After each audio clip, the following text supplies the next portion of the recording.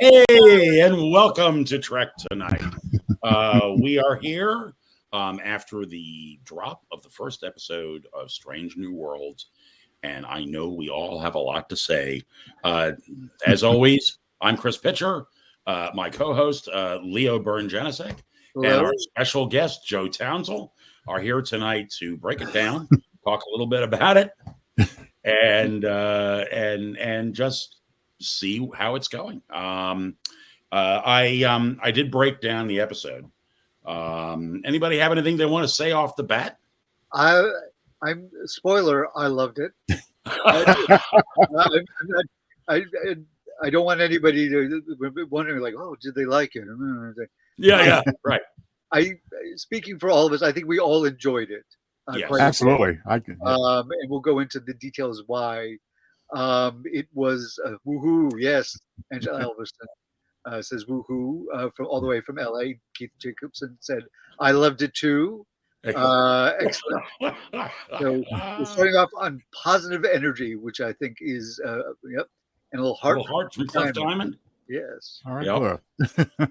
Yep. Yeah, I thought it was really, really great. And I can't even blame being off my meds today that it still got me a little choked up watching some of those moments. I love that we start with the Space, the Final Frontier. Oh, I couldn't help but just sit there and think as that opening title sequence runs and you see these fantastic shots of the Enterprise and the graphics are amazing. Oh yeah. What Gene Roddenberry would think if he came back today to see that. I think he might do some rewrites, but as was his wont. I think he would be impressed. I like to think he would be impressed. Yeah. I hope that I think his son, evening. Oh, it was a fun intro to the season. Thank you from Craig Robinson. Yes, Craig Robinson, our good friend. Craig Robinson. Yeah. Cheerio. Thank you for probably very late for you. Yes. But yeah, no, I love the look of it. Mm-hmm. It had, they embrace what they can do now in terms of special effects is so much more advanced.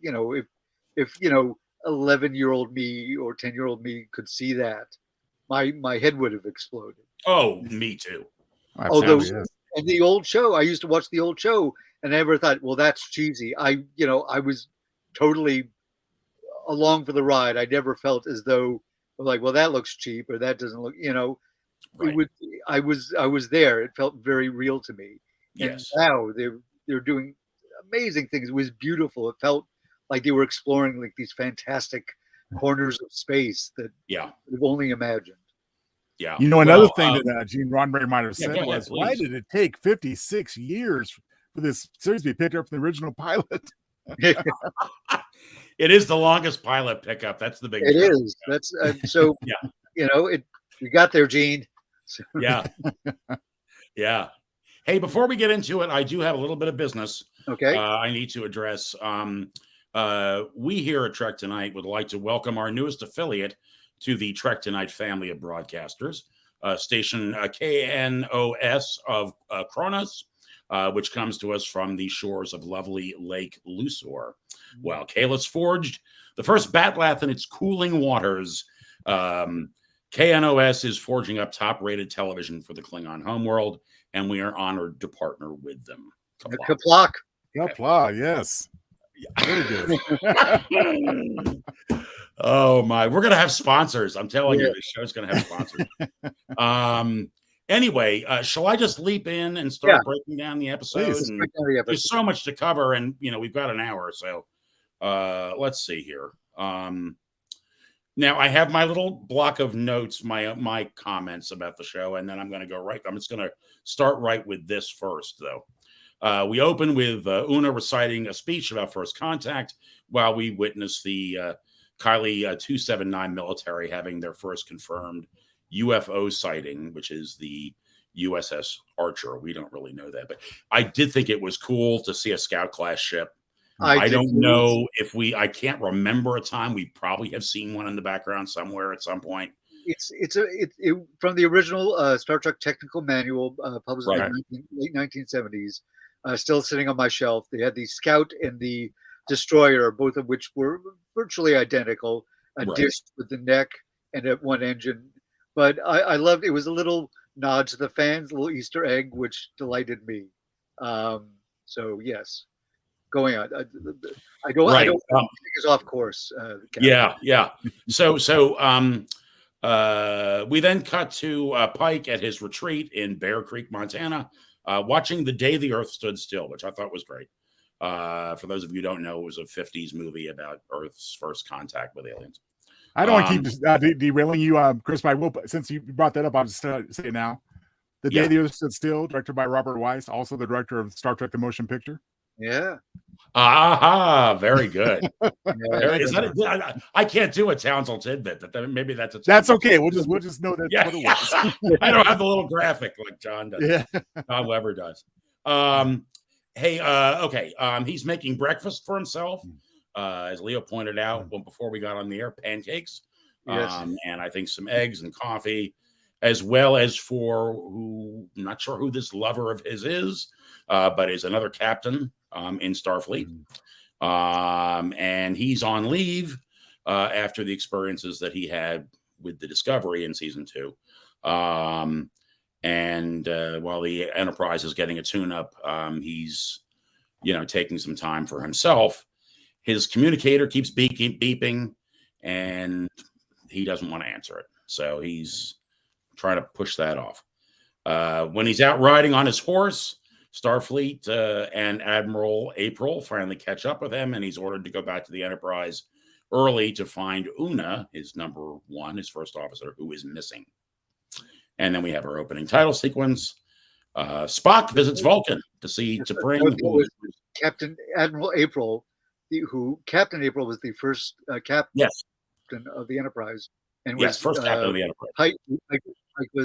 Pike, who we saw in the animated series, is a generic white guy, but he's played by an African American actor this time. And hello, Erica. Wait a minute. Okay, hello. Hello, Erica. Thanks so much. We're delighted to have you here with us from Michigan. My stepdad is from Michigan, actually. There you go. That is fantastic. And then Keith says, "Hello, Erica." And be careful jumping around in time, Chris. I am jumping around in time, and that's the problem. Yes, and as Cliff points out, she has a crew of 3 when she goes on this first contact mission. That is kind of odd. It is a little odd, but I'm not sure of the scale of the ship. We're assuming that it is maybe obviously smaller than the Enterprise, but not substantially smaller. But we do know, we have seen, especially in Star Trek, in the which was it?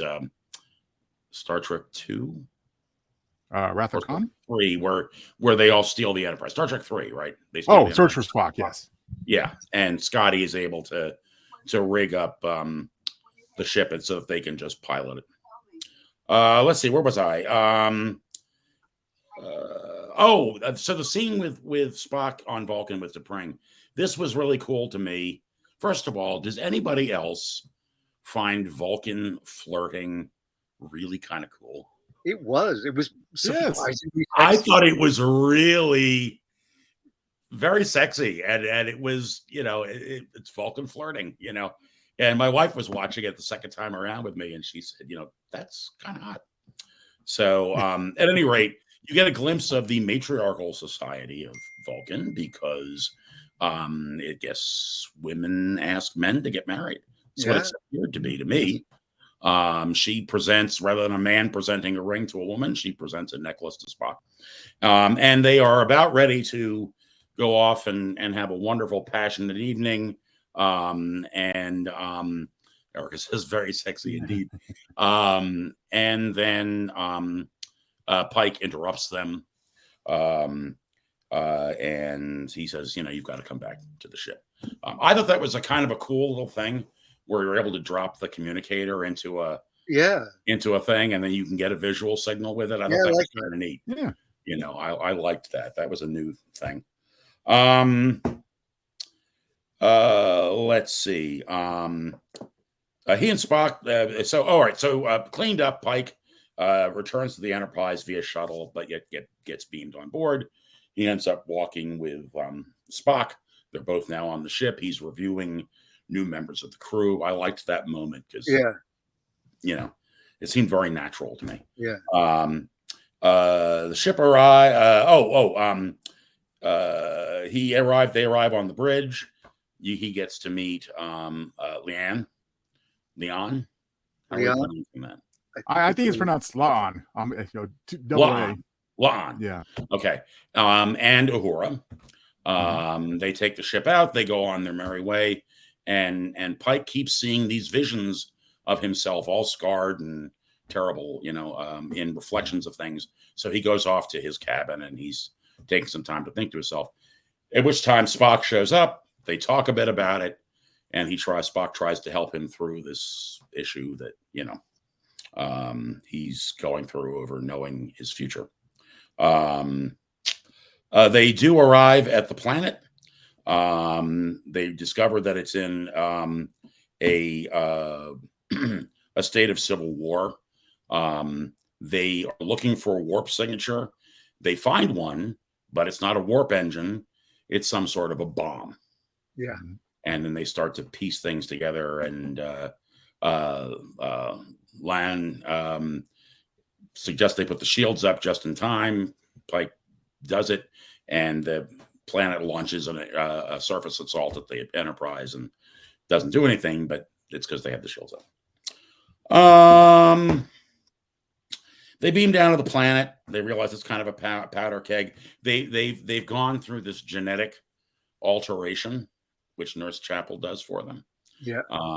And makes them look indigenous to the planet. They go down there. They figure out where Una is. They are able to rescue her and her other two crewmates, but they are going to beam up if they're in the elevator, they're going to beam up, and Pike just thinks, no, we messed this up. We have to fix this somehow. Now let's stop there because I don't want to get too far ahead. It's a bunch of me yakking. Yeah. Up until this point, what are your thoughts, Joe? What are your thoughts? Well, my thoughts are these. A lot of nice touches along the way of where we've gotten thus far into the story. I thought it was great that we saw good old Spock, especially being a little bit younger than we're used to, basically advising Pike, man up.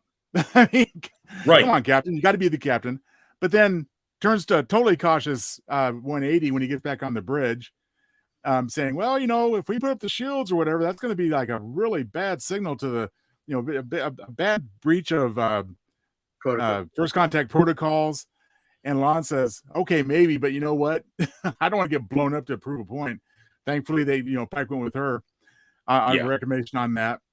The whole, another thing that really stood out for me, which I think we might see dealt with a little bit later too, I thought was really cool and explained a lot of inconsistencies of the past by they always said they were surgically altered to resemble another race. Right. Now I always picture, okay, they got the scalp when they started like shoving stuff on their foreheads, with prosthetics. Right. No, this is a biological change, which may be proven to be unsafe in the future. Maybe that's why they was partially abandoned, which I'm kind of speculating might be the case. But for now, I thought it was just really good, especially how it was dealt with Spock. The fact that he's like he's in agony, they're having trouble keeping it. And boy, how about that Lieutenant Kyle beaming that substance right into his eyeball so he can pass that test. Yeah. I thought that was kind of cool. I mean, lots of nice touches, and the story is developing at this point in the episode very nicely as well. So yes, and of course we already established we're all pleased with the whole thing, but up to this point, that's the impressions I was having for sure. Yeah. What do you guys think of them bringing Kyle back? I thought that was. I love cool. that. That's like a nice nod. Again, it's like these little. I mean, he's got a very different look, but that's all right. It is, and I like, but it's to me that's a nice. It's again, is it a nod or an Easter egg? But it's an acknowledgement that this character exists in the show. and we're bringing him back. He looks different. Obviously, that guy, that actor, I'm pretty sure he's dead by now, and I don't want to be mean, but he was, Yeah, late probably. 60s. Yeah. He was like a guy in his 30s, and it's been, 40 years? He may still be alive, but he's certainly in no shape to play the part again if he is alive. Right. But I liked it. I liked that. I liked the who was it? Was it Gonzalez? Who was a Kyle? Figure out a way to do that because he's like, I can't do that. That doesn't. The transporter doesn't work that way. She's like, figure it out. That was Yeah. Ortega's. Ortega's, yes. Yeah. Yes. Sorry. And Hey, our good dear buddy John Yeah. says Spock. I love this too. John says a line from Spock. Vulcans created the first contact. Pike says, which they never let us forget. Which is a nice bridge to Enterprise, and that really is true. Yeah, of course. Yeah.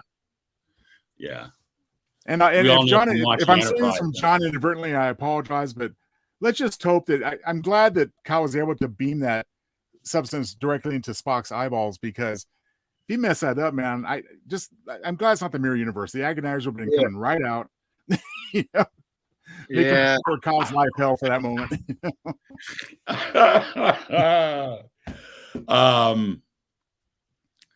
We seem to have a little debate going on here in the comments.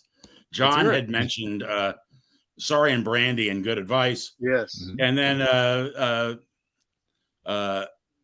Scott Blanchard says Philistine, Romulan ale, and Gorn erotica. Oh, there's room for everything. We don't That's judge. true, Scott. There is room for everything. Okay.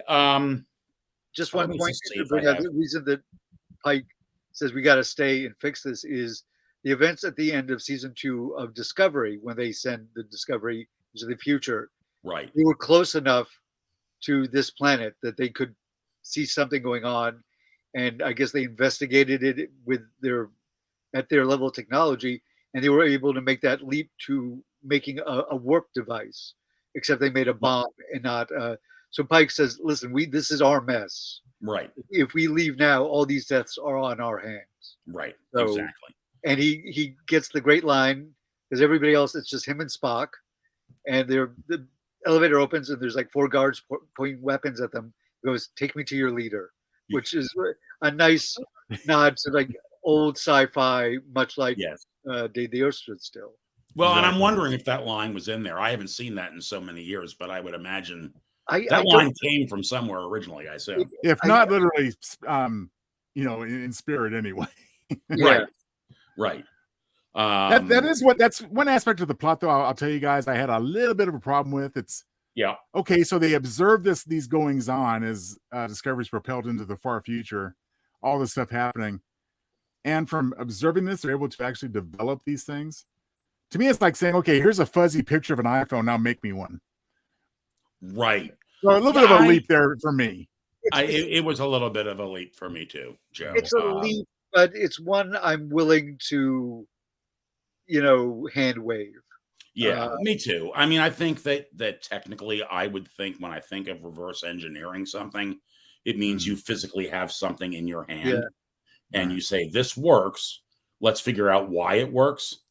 And I don't know how you would do that with a radio telescope, but there was just so much good stuff that I was willing. Well, as I said on the Picard evaluation yesterday, I mean, it wasn't so much by any stretch that it took me out of the story. I mean, it's just brief frustration on my overly nitpicky mind, and then I moved on and kept enjoying. So. Well, and to follow up on the "Take Me to Your Leader," John says to us, Pike's self-aware humor is already my favorite part of the show. And I will say, yes, I think he's got a great sense of humor.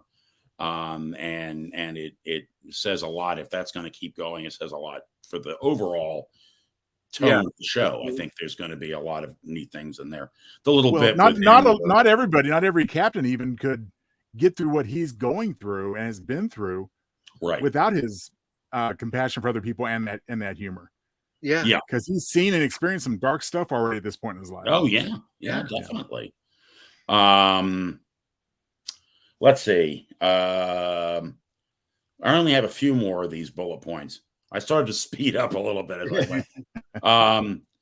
So after saying take me to your leader, he does get taken to whoever is in charge of at least one side of this warring faction. And I'm assuming it's the one that created the bomb. I believe so. That was my thought. So. He sort of debates this issue of, we shouldn't have let you guys see this technology, and that's on us. But I got to warn you, it's a wonderful thing to get from point A to point B, but it can be a devastating weapon. And then she basically argues and says, well, we need to solve this problem to govern over our citizens because we have these insurgents and we have to take care of it. And if it's got to be bloody, it's got to be bloody. So as they're sort of walking away, Pike's sort of mumbling things to himself like, well, you could break the rules and could do this, could do that. And then he calls out to his communicator, which I guess is on her dais there, and is able to do an emergency communication, and he gets the Enterprise to drop into a low orbit. So now it's hovering very visibly over the city where people can see it. And she had made the comment about, the person who has the big stick wins. Yeah. And he said, well, I guess that's me now. Yeah. There's great big giant starship sitting there hanging out in the sky. At any rate, we end up seeing the impact on society because of there's a little montage, after you see that the two groups have decided to get together to actually have a conversation, which they say they haven't done in a century. And up on the Enterprise, they're sort of watching this on, monitor on television. And it's not going so great. They're fighting back and forth as you would expect them to do because they were enemies for so many years. And Pike decides he's going to drop down there and talk to them with some visual aids. And basically he shows them what happened to Earth when their weaponry went unchecked. And says the same thing is going to happen to you. And you have two choices. You can either go to war and go down that path and destroy yourselves, or maybe you can sit down and talk and possibly join the Federation. Which I thought was kind of cool. And then we see this sequence, and I wanted to get your opinion on this, guys. What do you think's really going on here? There's a sequence on how their society gets affected by the contact. And you see people like studying photographs of the Enterprise, and are they going right back to trying to re-engineer the technology? I think it's showing that the idea that there is the moment now that we're not alone. There's something out there, and they're trying to understand it. But you also see like these sort of religious people, and they have this like paper cut out of the Enterprise that they hold up. So obviously it's affecting all sorts of elements of society. Symbolizing peace, perhaps, or something. Or I think the idea that people are it is reinvigorating. I'm taking a positive view of it. The idea that it's they are realize that there is something better. There is an alternative to ancient hatreds. It's I would say it's largely, almost entirely positive. I would agree with that, Leo. Which is, of course, is a very Star Trekian story device, which we know and love.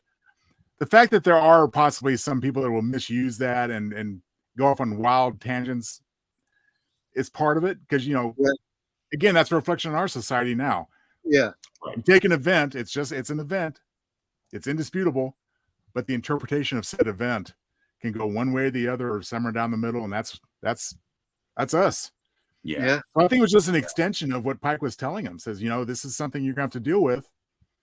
You can do it for the good of your people, or you can go down another route. So right. So at near the very end, last point that I have here is Admiral April bails the crew out, breaking the Prime Directive, which is now called the Prime Directive. It won't stick. It won't stick. No. And Pike decides he's going to return to his ship and begin the 5-year mission. Here was one little note that I had, and I thought this was very cool. I don't know whether you guys picked up on this or not, but in the very beginning, when Pike first comes on the bridge, they're getting ready to depart, and Uhura gets a signal on her earpiece. Yeah. Did any of you notice she did that exactly like Nichelle Nichols? Oh yeah, she did the way she does this thing, and she cocks her head and she listens to it. I thought that was so cool. It was. Yeah.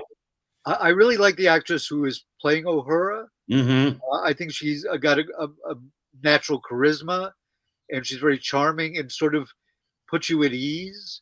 Which, as a communications officer, it's not just should not just be like routing calls. Like she's she's an old switchboard operator. Part of it is is linguistics, as I think we'll see, because we've seen that in the trailer. But It's also about first contact. That's part of how she's trained. And there's the scene which we did discuss where when Spock, Noonien Singh, and Pike sneak into the facility to rescue Una and the other crew members, they beam up these two people, because they were like, oh, we're going to get DNA samples to stabilize. And one of them wakes up, like they misgauged the dose. And one guy just goes running through the corridors of the Enterprise in obvious terror because he doesn't know where he is. All these weird looking people. And, and you get to see Chapel like booking after him, which was great. And then he steps into a turbolift, and then they go to the shot widens out, and there's Uhura. And immediately puts him at ease. She's like, we're going to go to the bridge, and there's somebody who's in charge, just like this, whatever I've gotten. If I was better, I would have my notes, but it would learn ball. The tag ball? What? Tag ball? Was it the tag ball game? Yeah. And when they cut to him opening up, she's like, oh, I thought the greatest, play was this. He said, yes, I was at that game. And she's totally got this guy calm. Right. Rather than this guy freaking out and taking her hostage or doing anything like that. She's put him at ease, which was terrific. All right. I'm getting a. Whoa. All right. And it's getting back. Yeah. Yeah, I thought that was really a fun moment. The other thing, too, that I had in my plot points I breezed over that I really liked was the introduction of Dr. Mabenga and the way, they set up the relationship that he has with Pike previously, where they had gone on safaris together and they had done things together. And I mean, it's a silly throwaway line, but I loved it when he said, something like, we're looking for your advice. And he says, well, don't take the house dressing. Yeah. I mean, I think that to me was very reminiscent of the original series, those kind of jokes. And I liked that. And I think we're going to see some great things out of the character of Mabenga as he develops along, because seems like a really cool guy. And if this is a retcon, I don't mind a bit. I am one of those is wondering, how is he the chief medical officer now and a subordinate to McCoy later? Yeah. And maybe they'll just forget that part, which is fine. At first I was surprised they didn't have the character of Philip Boyce, who appeared in the cage. But in retrospect, McCoy was basically a expansion on the Boyce character, so it would have been really repetitive. Right. So I think they made it good, especially with this characterization and this actor. I mean, really, really cool, really entertaining. I'm looking forward to seeing more. Yeah, I am too. I like the camaraderie between him and Pike. They're obviously old friends. Right. Because they served together, and he was like, oh, we served together on such and such a ship. And everybody brings something interesting to the table. And when that alien, and I can't remember the name, what they call themselves. It's Kylie 279, I think. Yeah, but that's obviously the Federation name. Not right. I don't know what they call them. I don't ever tell you what they call themselves. They don't. No. But they're like, oh, we've got somebody running around the ship, and Ortega's is like, every time I'm in the chair. Like, like your boss is like, listen, I have to go out of the office. You're in charge. shouldn't be any problems. It's going to be a regular day, and then everything goes to hell, and you're like, well, and what I love is it's something that has happened before, because all the existing crew know to say, oh, it's another blah blah blah, whatever the name of the planet was. Yeah. And they're all like, oh, I guess they have another alien running around through the ship, So it gives you this humor that says, well, this thing has happened before, that they've beamed somebody up, and you've got this this stuff running around. Craig Robinson says, classic night shift shenanigans. Yes. Exactly. A little more loosey-goosey at night. Yeah. Cliff's jumping in to comment about your remark about Mabenga, and he says perhaps something happens in the next 10 years that he was demoted. It's possible, but possible. I hope not, though. Right. Unless he did something that was really honorable and was perceived to be the opposite. Right. Had to sacrifice his career to some extent to make that happen. That would be good. But I just hate to see a good character get punished unfairly.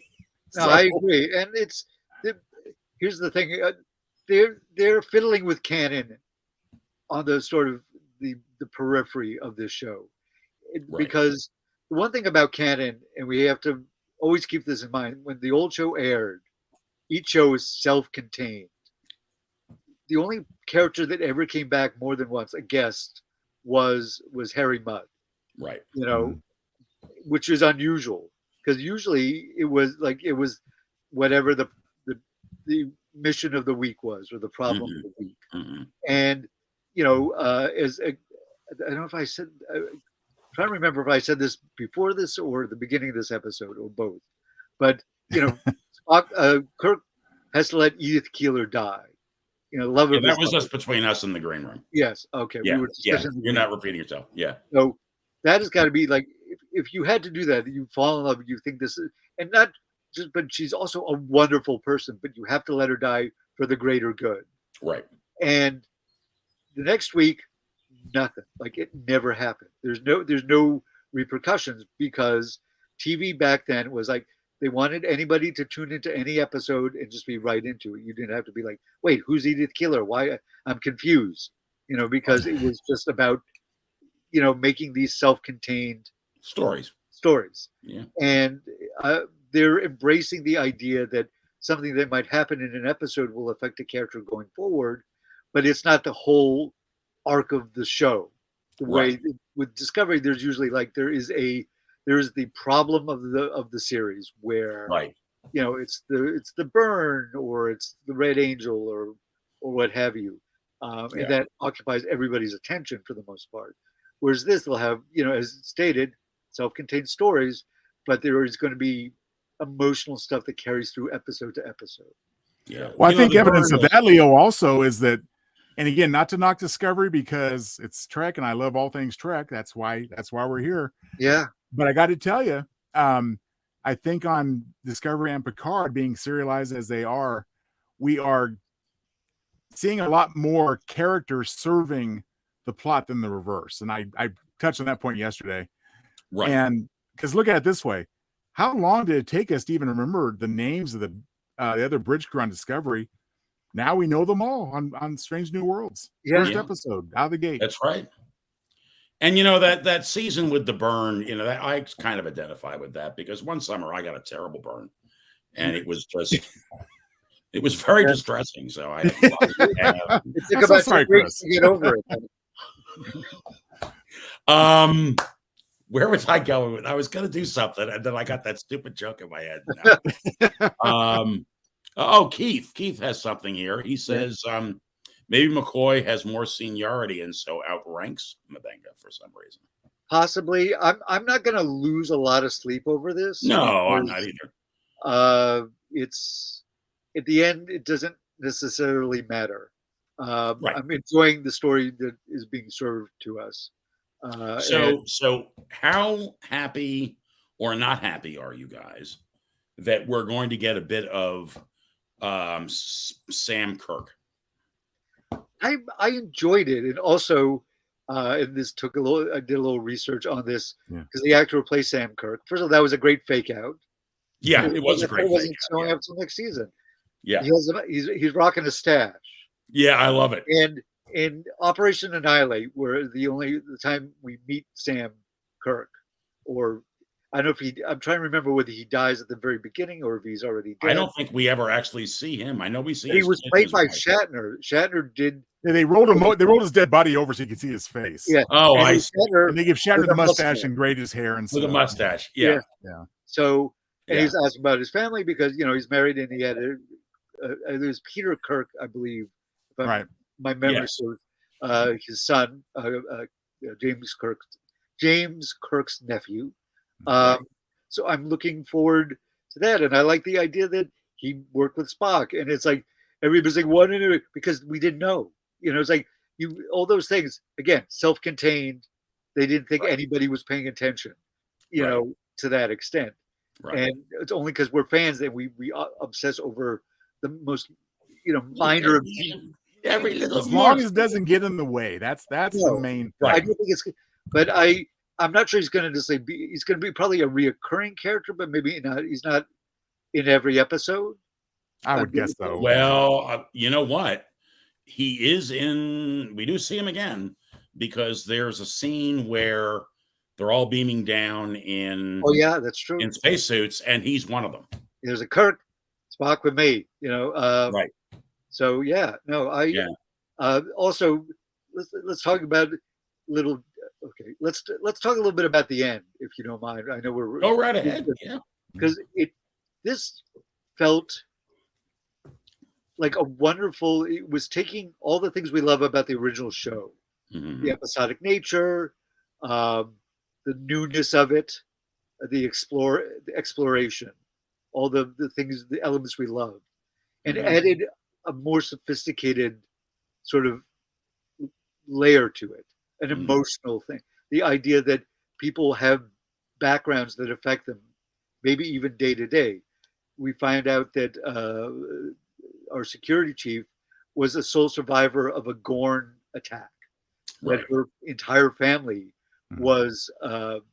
was either eaten or hollowed out as Gorn, like egg sac incubation. I'm like, I know It sounded very unpleasant, and very unpleasant. I hope we never get to actually. I don't think we need to see that.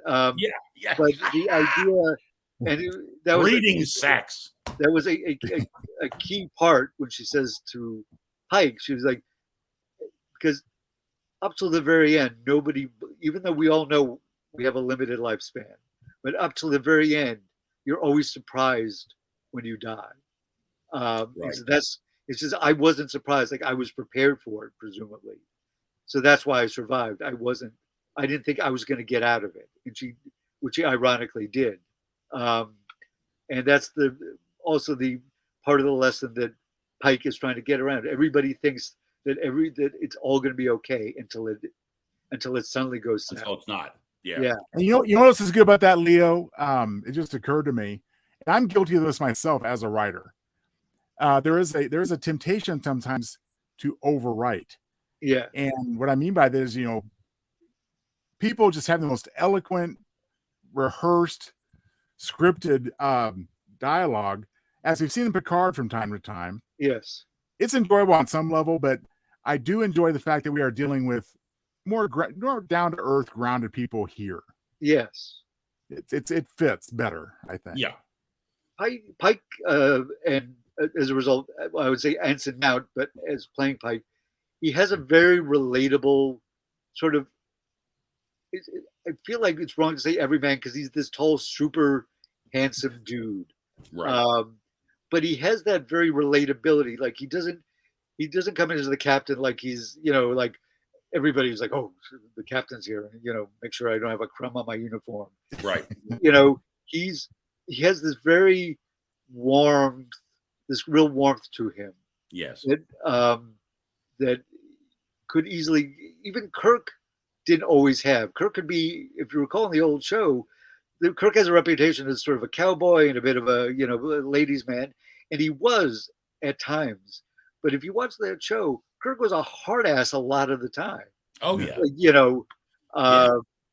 even and to people that were his friends. yeah, like I mean, he'll come down on anybody. He jumped down on McCoy and Yeah. on Damn it, Bones. yeah, you know, he ends up apologizing to He people does, he's but- close to. But yeah, no, I agree with you. Pike is like I would be like I would serve with Pike, you know, Oh God, yes, because yeah. you feel like he gave a shit. If you remember, this is also a scene from second season of Discovery when he first takes command of Discovery. He's like, "All right, everybody, go around, say your name. I don't want to hear your rank. Tell me what you do." It's boom, boom, boom. Right, And he says, "All right," and he starts giving orders. And he immediately learns everybody's name, right. and and he says like, "Detmer, fly good," and she's like, "All right, Captain," with a smile because it there's nothing worse than having somebody who is your superior who doesn't know your name. They'd be like, John? No, Joe. Kirk was a job. He was a job. Yes, John Weber says Kirk was a jock. Bit of a jock. Pike is a jock is also the Stu Bond president. Yeah. Perfect analogy, John Weber. Well, I love it. Now Yeah. I've been waiting the whole episode to make my pun because I know how much we all love him, especially our good friend Flobo Voice. He's told us this many times. But I think we finally got confirmation of one retcon. Get it? Retcon. Yes. And that is that I think we finally have accepted the fact that the eugenics wars take place sometime after today. Yeah. Right. And not back in the 90s. Despite the folder that Adam Sung put out of his desk, on Picard. Yeah. That 1996 date could mean anything at this point. Right. Records were just when they, inaugurated the program, not that the world was. So I think that was great because I know people that's just a continuity thing that is a little bit more important. We want to get a good handle of our history here. I think it was good for Pike to go over those events in his montage of things to watch out for. Yeah. Especially when many people think we're experiencing that second Civil War pretty much right now. It does. Right. Close to it. Well, you noticed there was some familiar footage. Yeah. Oh yeah. I don't know whether you noticed that or not, but oh yes. Did you notice also too that this is sort of jumping back a tiny bit, but when Pike is talking with his security chief, I think it's in that scene. He talks about cheating death. Yeah. And people think that they can cheat death. And I love that because in the Star Trek universe, the only time you ever heard that was in regard to Kirk. Mm-hmm. Because Kirk was always trying to cheat death. Yeah. Quote unquote. I mean, something that came out in the movies. I mean, it was in the films. Yeah. I don't know. I thought that was kind of cool. It was a neat nod. John also says in regard to that, combining the Second Civil War with the Eugenics War and World War III was huge. Yeah. Yeah. Yeah. Because what you saw there, and John makes a really good point that it was huge because what you saw there was the potential progression from one to one to one that keeps building up and getting worse. Yeah. And he's talking to people on the alien planet that are at that point where we are now, pretty much. Yes. Classic Star Trek philosophy. I loved it. It was to me, that is like one of the things I've always loved about Star Trek is it's ultimately very hopeful. And one of the ideas in the original series more than I think in Next Gen, which felt a little self-satisfied in their moral superiority, was the idea is like, okay, we're better than we used to be. We're not where we should be, but we're on our way. And we're like, there was forgotten what episode, whether it was the arena, Kirk says, "I will not kill today." Right. The idea that is acknowledging that we've done terrible things, but we're trying to be better. Trying to be better. Right. To me, that's a much stronger message than coming from a place where everybody's wonderful and it's perfect. And I mean, I would love to live in that world. Yes. So much of this episode was a classic. Yeah. John Weber. As is John Weber himself. He is a classic Weber. They tried new Weber, didn't take off. No. Had to go back, and then it's classic Weber. Yeah, classic Weber. Yeah. But that, to me, that is is a quintessentially Trek idea that, you know, we're getting better. We're not there yet, but we Right. will be. Well, what you're describing, Leo, I think most people will agree, is that the unbelievable utopia was Gene Roddenberry's mandate the first couple of years of Next Gen, and fortunately, we got away from that into real human development, because that's where we identify. That's how we can relate. Yeah. And well, and I don't know about ourselves. anybody else, anyone who's watching or you guys, but I got that sense of, yeah, we might get out of all this. Yeah. Mm-hmm. You know, like I got that hopeful feeling towards the end of this episode that made me think, yeah, maybe people will be riding horses on beautiful snowy, you know, areas in Montana, and everything's going to look great, and the power's wind power, and it's going to be a, you know, we're going to get through all of this tumultuous time we're in. So I thought that was great, and definitely a classic Trek theme. Yeah, absolutely. And one thing I mentioned to you guys before when I was either a guest or commenting, one of the two. One thing I'm already enjoying about Strange New Worlds, which I knew I would, is that I don't think there's a single throwaway character on this show as far as the main cast. No. I think we're going to get a rich roster of secondary characters like Sam Kirk. Yeah. So I think I was encouraged in a way to see that, for example, Himmer came on last 10 seconds. Yeah. I'm glad they didn't try to cram everything in at once. Yeah. To introduce them. They left room for the story, left room for all the great stuff. Right. You know, we're gonna learn all about these guys that weren't in there that much next time. Right. It was funny though. It was funny. I had to think of our dear friend Keith, because when Hemmer just shows up in that all of 2 seconds on the transporter room, and I thought, ooh, Keith's gonna be pissed, because that's the guy I want to see the most. Yeah, Keith, he'll have a big part next time. I'm sure of it. I'm sure. The characters are all wonderful. I agree. I'm getting the sense that it will be an ensemble show in a way. That's one of the things I loved about Next Gen, is it became an ensemble show. So you could have a Data, you could have a Geordi episode. Not enough Hammer. Well, I don't know what to tell you, Keith. We just review it. We don't write it. Yeah, right. But that's one of the things that I feel like we never really got as much of in the original show. Right. Was the ensemble, like, you know, Sulu, Chekhov, Uhura. You know, Scotty got a little more screen time because he was a little more senior, and it was never like a Sulu or Uhura episode where they were on a planet, which I would have loved to have seen. You know, because it was very much the old model where you've got your three leads. There were, and is another Star Trek podcast refers to them the best friends gang.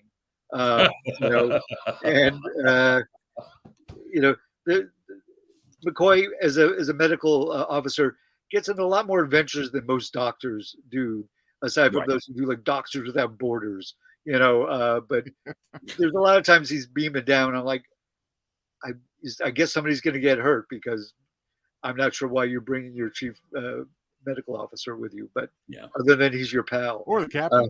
Or the captain. Well, yeah, we can't. Yeah, the captain takes a lot of risk, but that is also a model of that early Star Trek.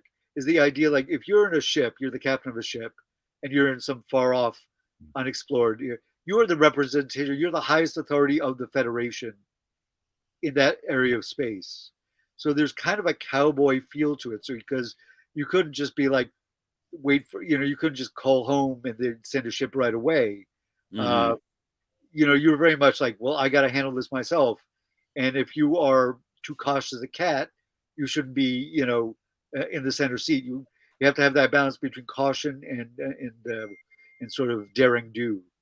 Right. Yeah. Well, in terms of the characters, both legacy and new, the characters, I think they really made in Next Generation was the idea that you wouldn't risk the captain. Yeah. and that's why Picard. Well, they tried it, but how long did that last? That didn't last long because eventually Picard's like, I want to go down on the planet. Yeah, I mean, there are early episodes where Picard like sees Riker taking the away team. And he's like, you can just tell he's pissed. I mean, yeah, right. Yeah, I wanted to go. You know? John says prediction: Keith in 6th episode. Too much Emmer. We shall see. Yeah, let's wait. But you know, what we know from looking at the season preview that they put at the end, all these characters look like they're going to have substantial things to do, characterizations to explore. And may I just give a shout out right now? At first I was called on it yesterday. I commented briefly on Flobo and John's Strange New World show, and I said, I had trouble telling apart Ortegas and Noonien Singh, but it was called. He says, well, there's really two sides of the same coin. One's pretty stern, and the other one's got some humor. And I guess that just comes out, admittedly, from a place where I just thought they maybe looked a little bit too similar at first. But I'll get over that. But I have to say, with all the great characters we've seen and what they've done so far, I've got to really hand it to the actress Ms. Gooding, who plays Uhura. I mean, what a doll! I mean, she's going to be great. Fantastic. Yeah. So, guys, we have about 8 minutes left. Any predictions for the season? I know it's really early, but anything that you think you're going to see, or hope you're going to see, or I'm not sure if this is something we're going to see, because we get the story of the Gorn from Noonien Singh, or Chief of Security. But if you recall, when Singh is the one with 2 mistakes. All right, meow. Anyway, good point, John. John is not a Noonien Singh fan. Well, we'll win him over. Yeah. Is when Pike is on the shuttle on the way back to the Enterprise, he's looking at a report on a pad, and it's something about something about the Gorn. Right. The way I did it was like, but it wasn't. It seemed like more like, hey, we have a report of something, but we don't really know much. And it's possible the Gorn. I'm not sure I don't think there'll be the big bads, because I'm not sure there's going to be a big bad the way there is in a lot of shows. Right. But I think I'll be interested to see them come back if we get to see them again, and the idea of the Federation's early encounters with the Gorn beyond Arena. Right. Because I think my impression is it's not like they didn't know the Gorn were out there. They just didn't know that they'd claimed Cestus 3. Well, Cliff Diamond actually sent me a screenshot of a close-up of what's on that pad that Pike's looking at, and it's actually kind of an interesting little read. I can share that with people if they want to see it. If you can, blow it up and look at it, because there's really stuff on that screen that is interesting to read. It's a really kind of a neat thing. And it does talk about the Gorn. You're right. Yeah, cool. As far as kind of predictions or what I want to see, it's a little bit different of an answer than when we comment on something like Picard, because it is not serialized.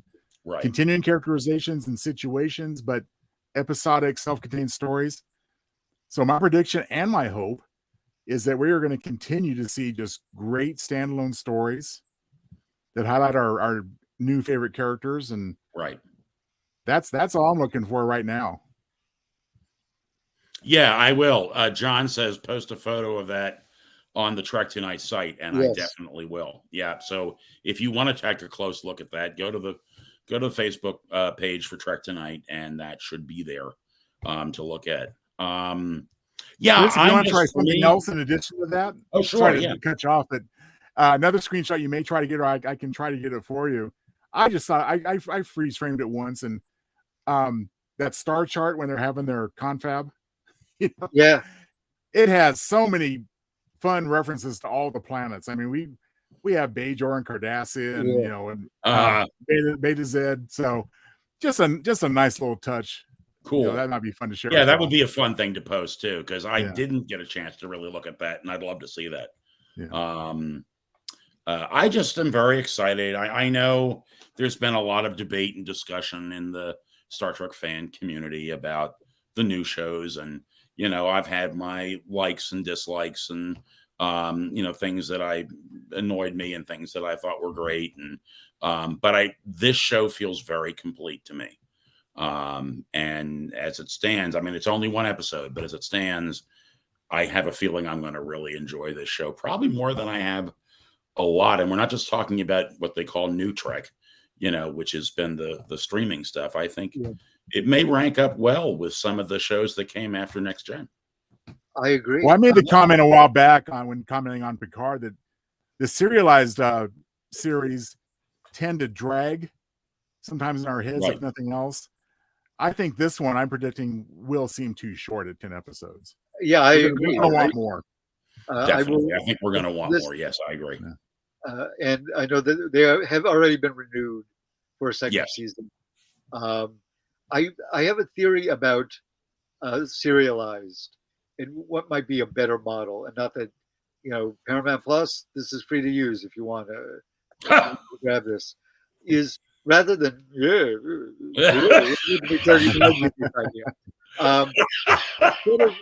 instead of telling one whole story over an arc of, let's say, 10 episodes, if you broke them up into, here's a 3-episode arc, so you could take your time in a way. And they did this in the last season of Enterprise, which is arguably the best season of Enterprise, right? I think, because it didn't feel like nothing ever felt too rushed. It might be like 2 episodes or sometimes 3. If you did it like that, you would give people, it would give stories a little time to breathe, but not have to feel like you have to fill out 10 whole episodes to tell this whole story. Because we on Picarder, the Starbase 80 supplemental show that we were all on last night, it felt like there was a lot, it felt there were a lot of filler episodes, or a lot of episodes where nothing really happened, the story didn't progress, and it felt like they wrapped it all up very quickly. Might have been more satisfying had they had, let's say, maybe 2 episodes.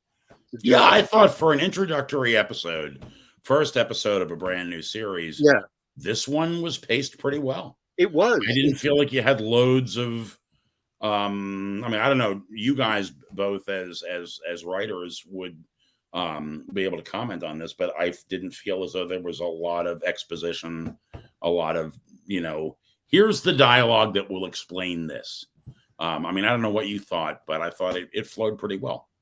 I agree. I think it flowed very well. I think, again, not cramming too much into as far as introducing new characters. It concentrated on the characters we needed to concentrate on for the purposes of this story.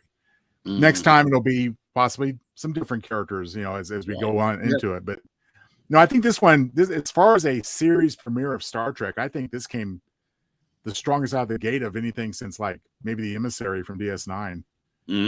I would say, the Emissary was an excellent pilot. It set up what was going to happen in the show.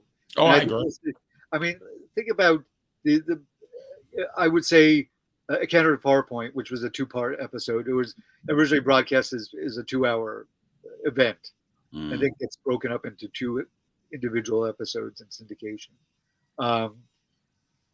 That still felt very Star Trek, but it also a lot of the characters were strangers to each other, and as a result, it wasn't as cohesive. It didn't feel as complete. Whereas even though it's clear that Pike knows certain characters better than others, right?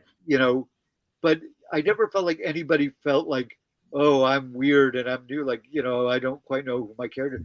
They all seem to know who their characters are.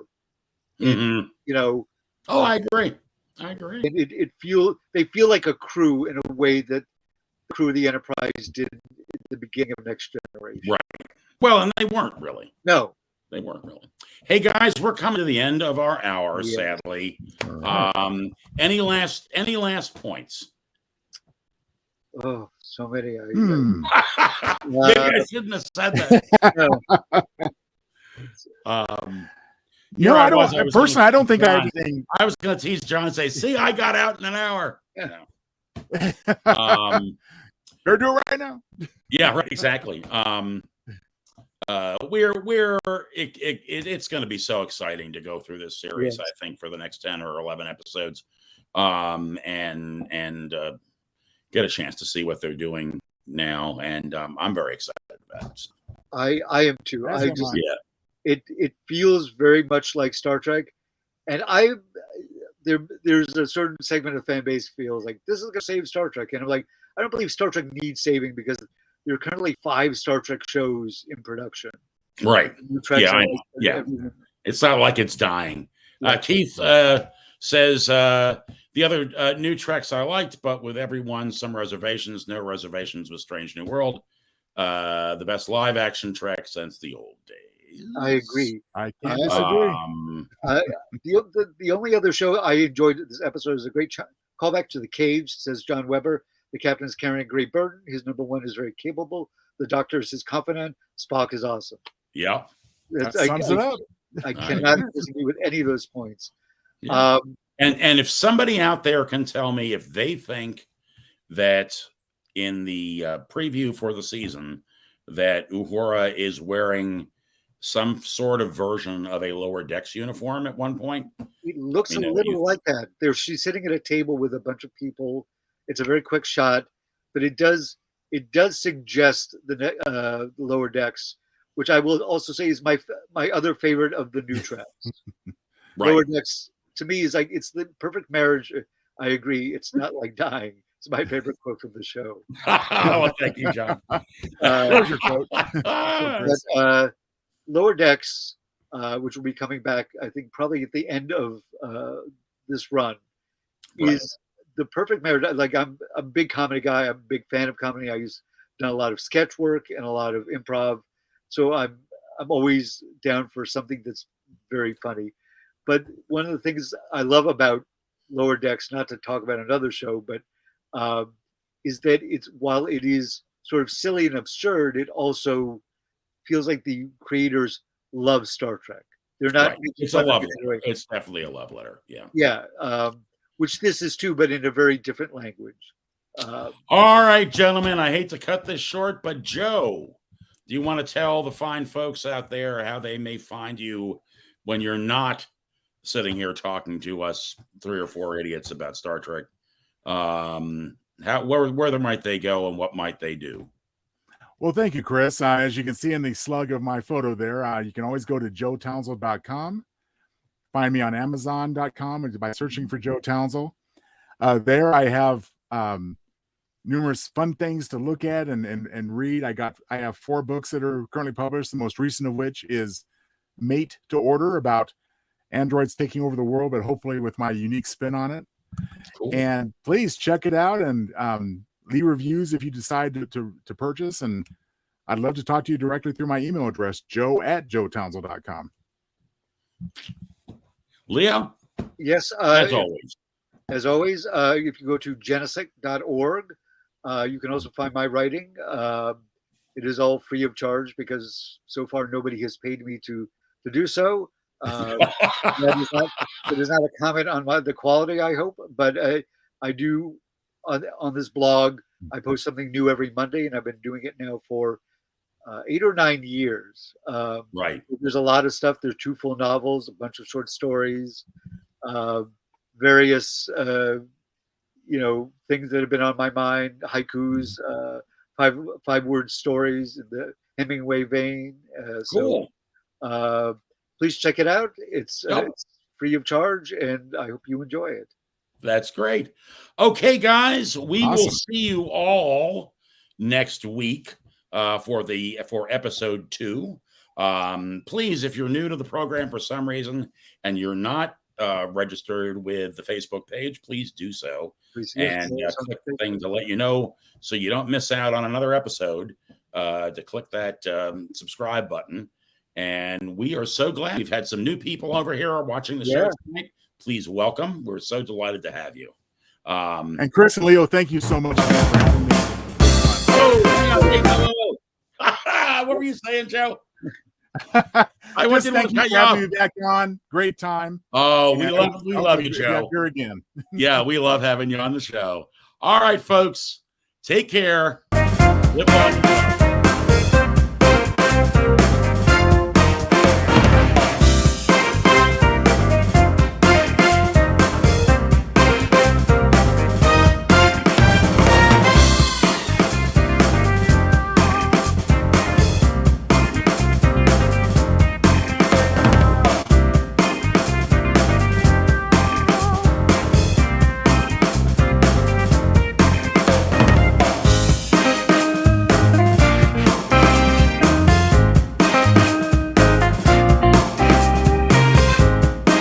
Good night, folks. Good night.